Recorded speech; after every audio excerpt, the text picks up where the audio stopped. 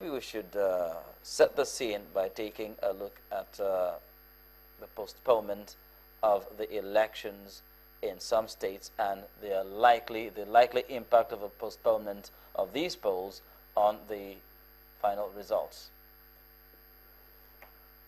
I mean, as far as I know, the postponement that I've heard Jega talk about is in Jigawa, and those are federal constituency elections, so to do with the National Assembly. He did make it clear that he didn't think they would have any impact, and they won't have any impact actually on the results of the presidential elections. Outside those ones, I don't know of sort of any substantial area where elections have been postponed. I don't know if anybody else does. There was in Taraba, I believe, and in Delta as well, but just two constituents, I think, in Delta. And that is also National Assembly elections, or they include the presidentials that have been postponed? It appears that so far no one has said anything about anything affecting the presidential elections. We actually did talk about the potential in Rivers State. If there is a cancellation. If there is a cancellation, because, well, we understand that INEC will be investigating the issues raised by the All Progressives Congress in Rivers State, and also we were basing our projection on the submissions of the external international observers, so to say. But then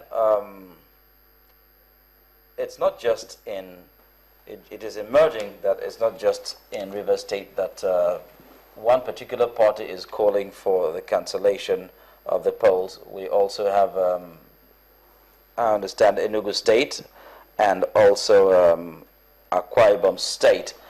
And it now calls to question too. I mean, yes, we have the case of Rivers State aside, but then these other states, is it that the parties at the losing end, obviously at the losing end, are crying sour grapes? Well, just to put it into context, for those who may not have heard the news, the position in Akwa Ibom State is quite similar, or the allegation that the APC is making in Akwa Ibom State is very similar to the allegations they've made in Rivers State, which is to say essentially that no voting took place. And in fact, the phrase I heard one of the reporters use to describe what the APC says took place in Akwa Ibom is that the governor cornered the election process and orchestrated it, you know, and he was fully in charge, and nobody else was allowed to do anything. Obviously, we must repeat that at this point, these are allegations. Well, we don't have any proof for these allegations. Well, there are allegations that the executive governor used the power of incumbency to determine the course of the vote in his own state. To write more or less results allegedly, and it would be actually good to wait and hear from Chris the details, you know, of what these allegations are. But maybe before we get him on the line, I could throw up this question again that I asked earlier, and in light of this new developments in Akwa Ibom and in Enugu, is there anything that is peculiar to the South-South and to the Southeast that means that these 2015 elections are throwing up these areas as the flashpoints?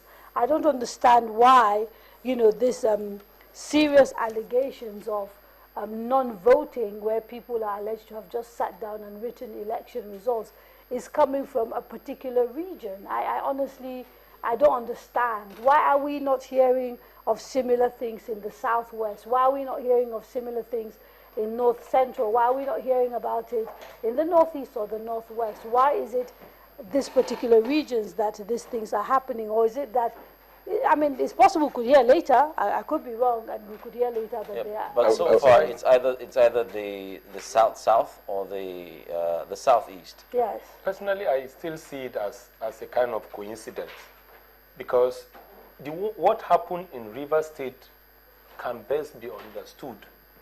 In the case of Rivers State, I mean, it was clear the governor went to his polling booth and he said, I want to see the result sheets. right? And when those result sheets were not presented to him, he told his followers or his supporters to do what? To leave.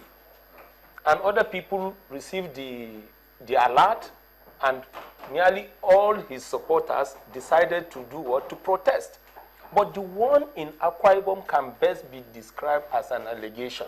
No, it is an allegation. Exactly, I'm because very careful to say we don't know. Because we are talking about a situation where you have real gladiators there. Because just before, like some of us had, I think, was it early last week or so, the governor almost collapsed a day after his predecessor recommended or supported somebody in the opposition party. You know, and with something like that, I would be surprised if that the governor alone will be able to muzzle things up, you know, cage everybody and insist that it goes Maybe to I need to ask my question. Let me ask the question slightly differently. Is this anything to do with the fact that in the lead up to these elections, we saw a fracturing that occurred in Akwa Ibom, where a major member of the PDP moved away from the PDP, a sitting senator, and moved to the APC. I think because he didn't get his ticket, you know, his seat was not renewed. And of course, with Rivers State, the history is very similar. You have a sitting governor who was in the ruling party and who moved away. I'm wondering whether these defections are the reasons that perhaps we're seeing a little bit more tension in these places, as opposed to sort of other places. Not that we haven't had defections in other places, but I'm saying these were very senior people that were defecting. The more you ask the question, you just got me thinking a bit more, you know, and I'm going to walk away from it's a coincidence answer. It's probably not a coincidence, the more I think about it, right? And this is my own theory. Now, if you look up north, right, where the APC candidate has his strongholds, right, it's almost impregnable. This is my reading, in terms of the ability for the other side to make inroads. And now, these areas that you speak of ordinarily ought to be the PDP's own strongholds that ought to be impregnable. But it would appear to me that the other side seems to be making inroads, and there's such a pushback because How are you arriving by that? How do you mean? And another very interesting scenario playing out in that state. Maybe not exactly similar to Rivers State, but then a very curious one indeed. And there is a new development now, and it needs to be checked.